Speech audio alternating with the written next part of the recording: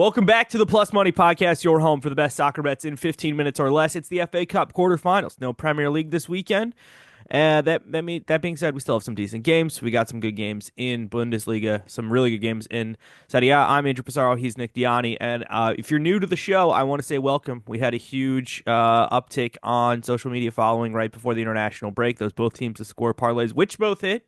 And I have one for Saturday, and there'll be one on Sunday for you guys over on TikTok. So go follow me there at @Passaro16.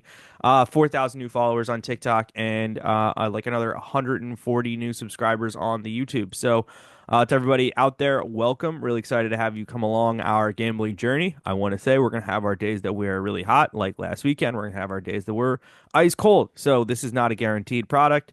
We're here. We're having some fun. You're going to watch the games anyways. We're gonna give you some leads. That's the best I can do.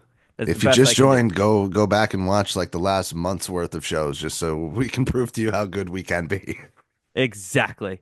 Yeah, and we're into the home stretch here. 9 games, 9 match days left in the Premier League. And the Premier League. I'm not gonna here to talk about the title race, but there's a huge title race obviously going on in Italy. There's a huge title race going on in La Liga. The Bundesliga, maybe not so much, definitely not in France. But I digress. Let's go to the FA Cup quarterfinals. We're going to bet on 3 of these games. The only game we're not going to touch is the Aston Villa game because they're playing a championship side, and there's not going to be odds there.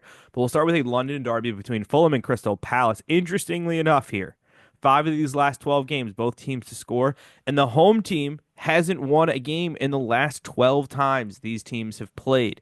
Palace to advance, therefore, plus 120. Palace have won 4 straight, 5 on the road as well.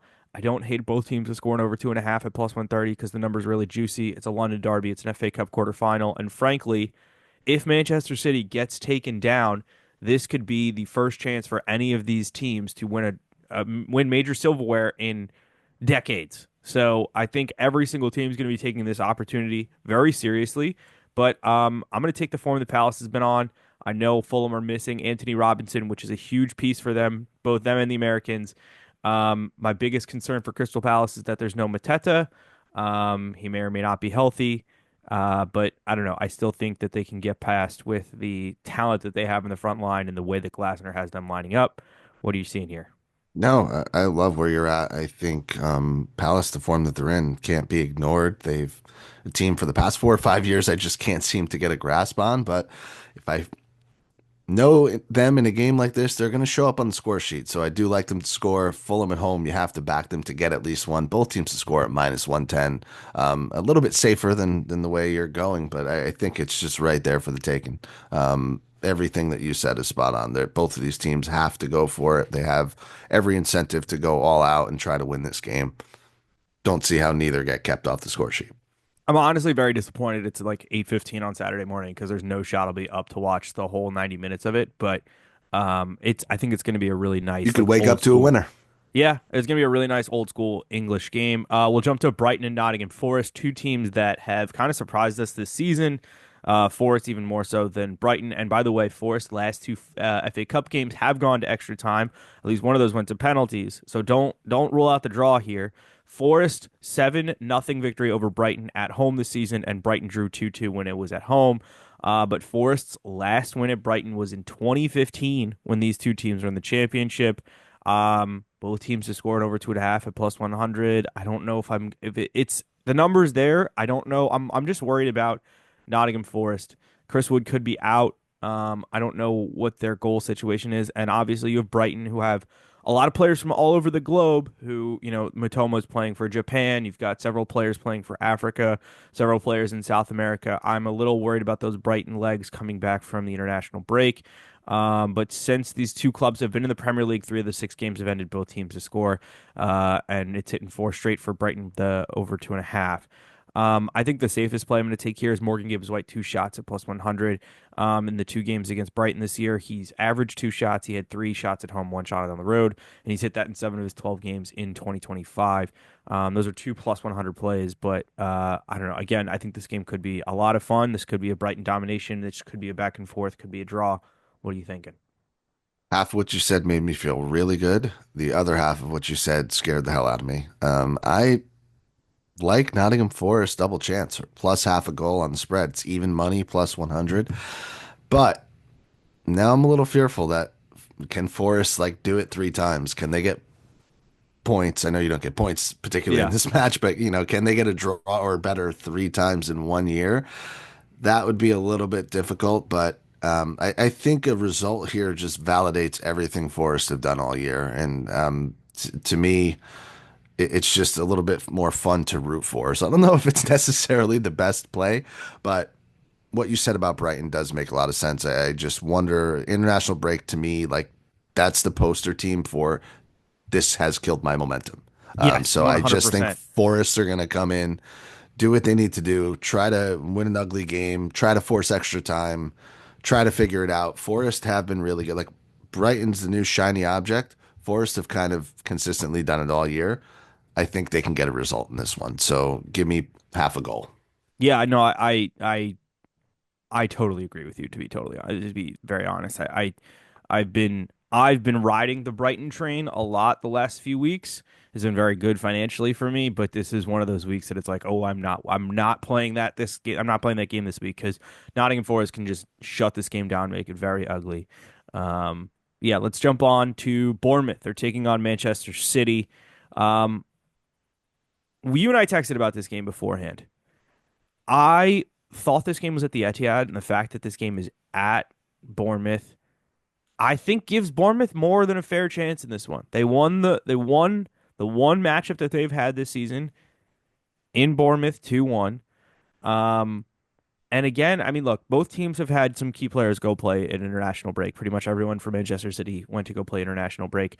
Dean Huijsen started for Spain, and I know Kluivert was starting and playing for the Netherlands. I know that there's going to be other players for Bournemouth that were featuring for their, smaller nations, what have you. Um, I see a situation here where Bournemouth at least force extra time and maybe snag the win. And Bournemouth draw no bet at plus 105 is good enough for me to play. The other thing I'll play is Semenyo and Kluivert shot on target parlay. Just one shot on target is plus 122. Both of them have been all over that this season. 10 of the 13 games in 2025 for Semenyo and 9 of the 13 games for Kluivert have been both teams to score. So that's the other way you could play it. Um, I know this is Manchester City's like one opportunity to win a trophy, but I actually think that a lot of the teams that are left in this competition have given them trouble either Yes. this year or in years past. And maybe it's not your Liverpools, your Chelseas, your Arsenals, but it's teams that have figured out a way to frustrate Pep Guardiola, and especially with the assets that he has in his hands. And it's like, look, I don't know, every key player Yeah. except for like Jack Grealish went off to go play for their national team for the most part for Manchester City. So I definitely think that they could come back, go down south, and struggle in this game and somehow get knocked out. Yeah, let me start off by saying I want that to happen. I hope it Yes, I do happens. too. Like I forgot that City even was in contention for a trophy until we talked about this game 2 days ago. So I'm rooting for that, but just and I we a lot of us we've successfully faded City a lot this year. City's a team that the sports books have not caught up to their form in reality. You're still getting priced as if City is the first place team in the Premier League. This is not one of those games. City to score 2 goals is sitting at minus 130, and it just Oh, something disgustingly tells me that City score 2 goals. I hope that Bournemouth scores 2 or 3 or 7, but I just I don't know. I just really worry about them getting something out of this game, even though I don't want them to, even though we faded them very successfully so far this year. It's just a weird spot where this line stuck out to me. I hope I'm wrong. I don't hope I'm wrong because I love giving out winners, but yeah, no, I I, don't know. I that does feel very safe. I mean, also I think Bournemouth got into that crazy 2-2 with Tottenham right before 2 weeks before the international break, and they had They're that. outscoring their defense lately. And I Yes. think their defense has faltered a bit. Yeah, I mean, you can only play Kepa as your realistic target as being a top keeper for so long and have him be effective. So, I agree with you. Let's jump over to Europe. We will go to We got a game in Germany and a bunch of games in Italy to talk about. But I think the best one on the board in the Bundesliga this weekend will be Frankfurt and Stuttgart. Stuttgart winless in five. I think there's only one. I think there's a couple draws in that stretch. I'm just going to take Frankfurt money line here at plus 140. Ekatike plus 125. Anytime goal scorer. I don't know if that's good enough. He only has goals in 7 of his 15 games in 2025. He's not as clinical as Marmoush was. He is a player that I like a lot, especially if you want to do like a two-shot prop parlay or a three-shot prop parlay with like a bunch of other strikers. I think he could go into that conversation. I think for me, I need the anytime goal scorer to be closer to 150 to take it. He'll now inevitably score in this game because I'm not going to bet it. But yeah, this Frankfurt team is just better than Stuttgart. They've been a mess. Stuttgart were up big on Leverkusen that Sunday before the international break and like blew a 2-goal lead late to a Leverkusen team that I'm officially done with. Um, so I think Stuttgart's run here continues. What are you thinking? Yeah, and it's crazy because I think only like 6 points between them in the standings. Like both of these teams, I think we were both riding high on early in the year. I think both were better than their form suggested, better than odds suggested in a lot of games. But you're exactly right. Frankfurt at this point is just the better team. They're at home, and that has to count for something. I was exactly with you. I was looking at player props, trying to find something interesting.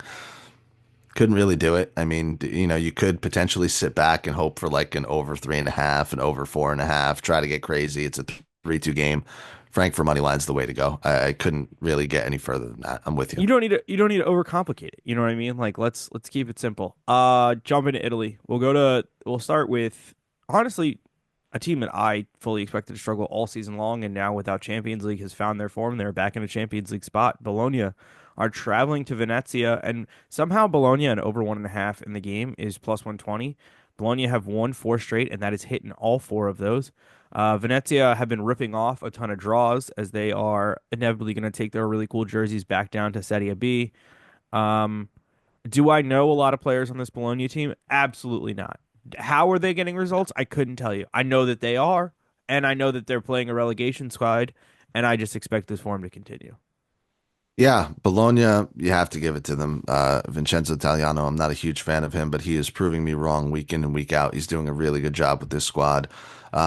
The guy you want to look out for is Santiago Castro, 19 years old, Argentinian kid. He's started at striker basically from match day one. I think he's got close to 10 goals. Like he's been fantastic.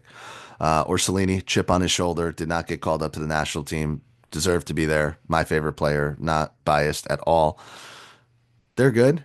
The only thing that worries me, like Venezia's been, like you said, pesky. Like they'll pop up with a 90th minute goal. They're playing with house money. They've kind of just let the angst and bad vibes of the season pass them by, right? I think we all know their fate is pretty much sealed. So they have been playing a lot better over the past month or so. But I think Bologna has proven week in and week out that they're serious. They're kind of like Nottingham Forest in like that standpoint. Like, hey, yeah, we're not going to win the league, obviously, but we're kind of here. I'm with you on the play. Plus 120 is way too good to pass up. I also think if you're bullish on this Bologna side, now is the hour to place the top four. I think you can still get it at like plus 500 for them to finish top four. And it was like plus 20,000 like a month ago. Like, and Yeah, I'm not exaggerating. Like, it wasn't even on the radar of teams you would pick for top four. I was doing some research if I was going to do a video about it, and I never just had the time. But I was looking at Roma, Bologna, Juve, and Lazio all to finish in the top four, and I do think Bologna Loki has the easiest run. So this is one of those games you got to take care of business, Yeah, and 100%. qualifying for Champions League would be massive for them. And the other thing is there's no Xerxes, there's no Calafiori on this side. Like Orsolini's a very good player, and I agree with you, he's fun to watch, but I don't think he's on the radar of a bigger club at this No, point. And, um, making top four, retaining your manager this time, not having no. him stolen Well, by Juventus. seems like it worked out for I mean, worked out in Yeah, the sense that it didn't work out for him. And Bologna's right. no worse off. Correct. I don't know. This is just a big game for them. Yep. Speaking of Roma, they are traveling to Lecce. They're minus 125 on the money line. They haven't won at Lecce since 2019. And Lecce are winless in five straight four losses. um, in that run. Obviously, Roma are without the big piece in Dybala, and they got the win on the Are road they? in their yeah they got the win in their last game without him, and they're the hottest team in Italy right now. I think they're 8-2-0. They're top of the form table in the last 10 games. I know there's an international break. I I'm gonna ride Roma money line as long as I humanly possibly can. Yeah, And frankly, if you want to get crazy with it, I don't even know how much it'll increase your odds, but just stick Roma and PSG money line together every single weekend, make profit, retire. you pretty much Like can. it, Um, you have to take Roma here at minus yeah, 125. It's still playable on its own. Um, yeah. I, I Shop I'd be around.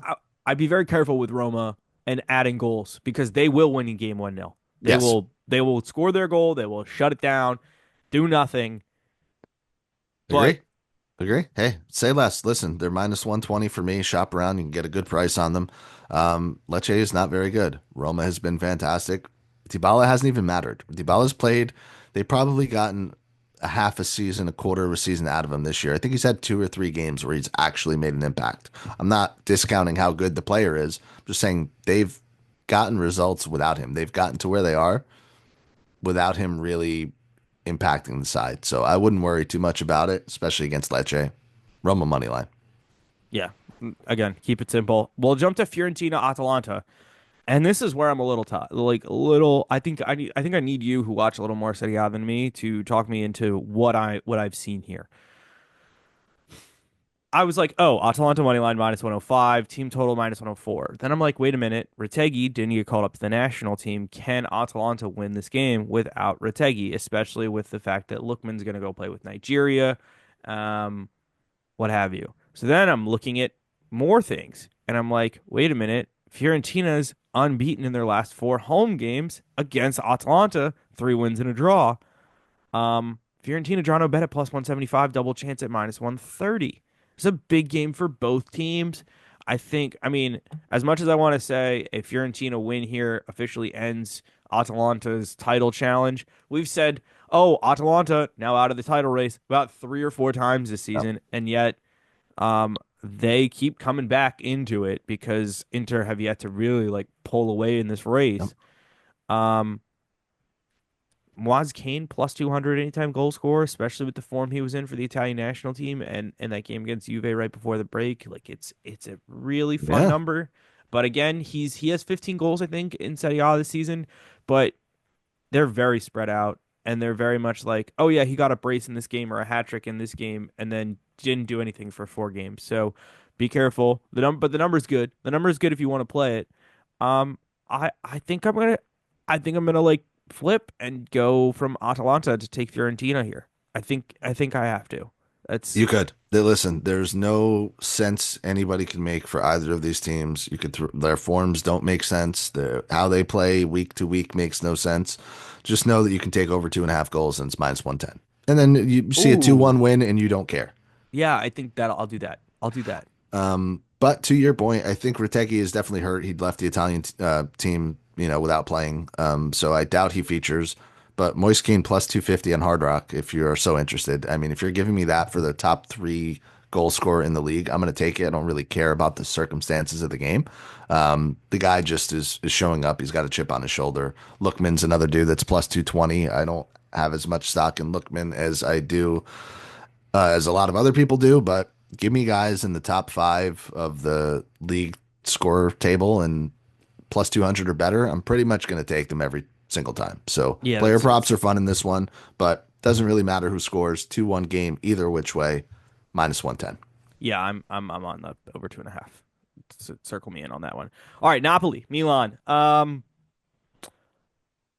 We are here once again saying Napoli have to win this game. We are once again here saying that Milan have to win this game. So the most logical choice, and this is the most disrespectful line I've seen of the entire weekend. Both teams score minus 128.